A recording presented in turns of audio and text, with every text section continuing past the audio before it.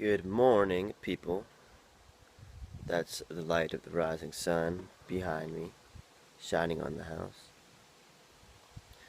Now, currently, I am studying the 8 limbs of yoga philosophy.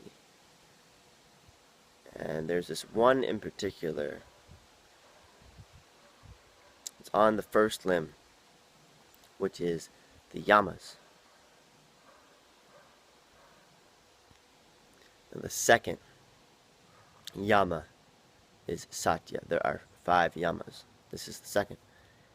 Satya means commitment to truthfulness. Now, this whole last week I've been reading one Yama in the morning and sort of been trying to meditate on it throughout my day to see if I can come to a more personal and real understanding of what these Yamas mean. And so I was thinking about what Satya means, commitment to truthfulness. Well, in order to be committed to truth, we have to know what truth is. What is it? Is it something that can be looked up in a dictionary and defined? Perhaps you might think so, or maybe if that doesn't suffice, some esoteric book on philosophy or some sophisticated understanding of some religious or spiritual sutra may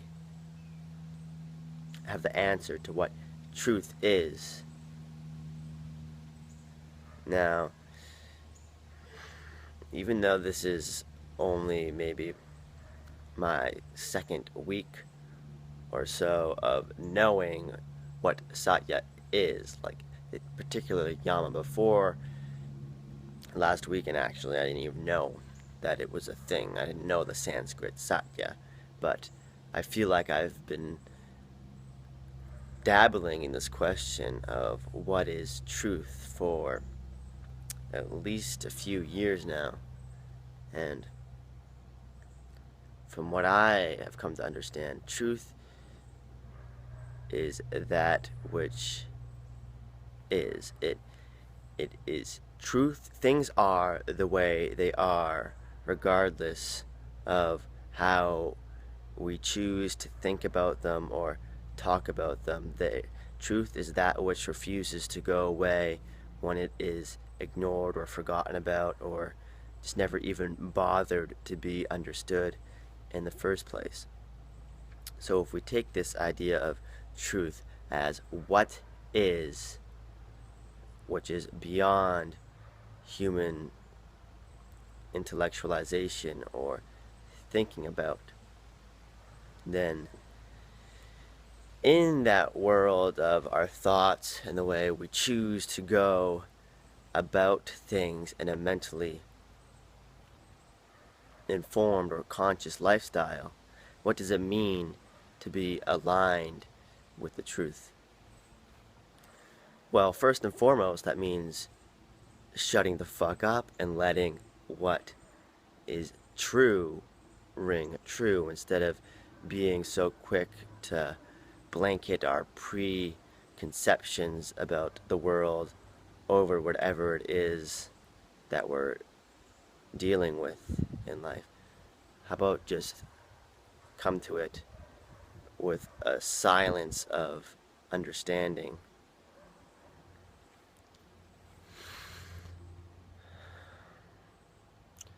Now, there's this point I want to make. We seem to think that, and this thought is valid to a certain extent, that there are these things called creative types, and that there are certain people amongst us who are good at making up stories and thinking of original ideas. Now, there's a way of looking at things where we are all creative geniuses, and from the minute we wake up to the moment we go to sleep, we are consciously or maybe not so consciously, telling ourselves a story, and that story is comprised of every thought we have during the day. And it can even be argued that this story doesn't stop at night, because our dreams can be part of it, part of this story, our personal myth. Now, this is how humans get completely out of line with each other. Is because even though they live in the same concrete reality with the same truths, our mental stories, our mental worlds, there's a difference between the world as it is, which is the truth as I have defined it, and the world as it is thought about. And it's this world that is thought about that has to be checked in on continuously. Where does the story that you're telling yourself fall short? Where does it not line up with the truth? Now that's a tricky question, because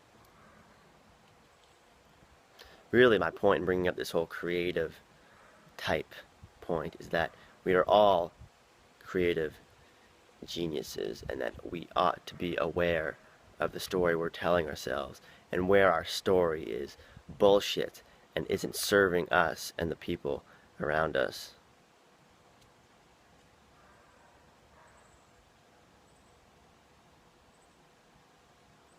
For the story that you tell yourself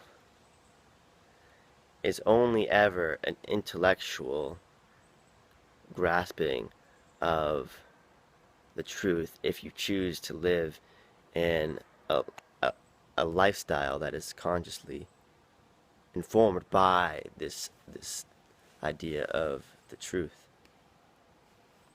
So that meaning that you can't ever behold the truth completely. You can only ever hope to be driven by it and consciously grasp a little sliver of the whole thing. So the point I'm trying to make with this is that since your story is only a story, and it can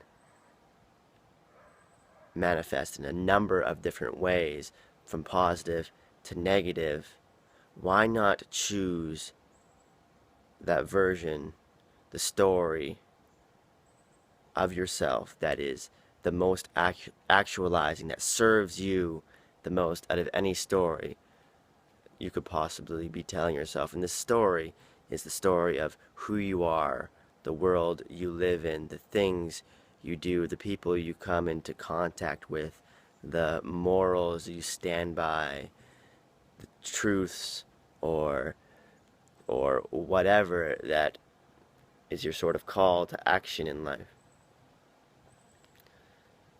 So if Satya means anything, it means to be aware of these concrete cosmic truths that exist whether or not we want to recognize them, and that also we can choose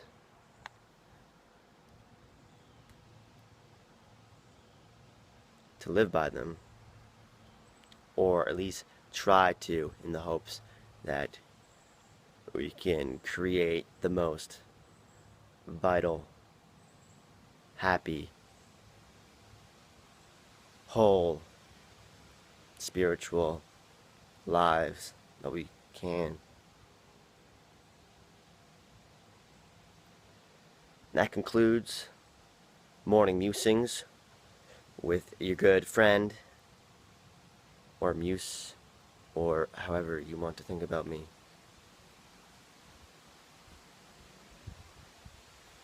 Whether or not it is grounded in the truth or your delusions, and I'm going to stop there because I think I have made my point. Have a good day, everybody. Peace.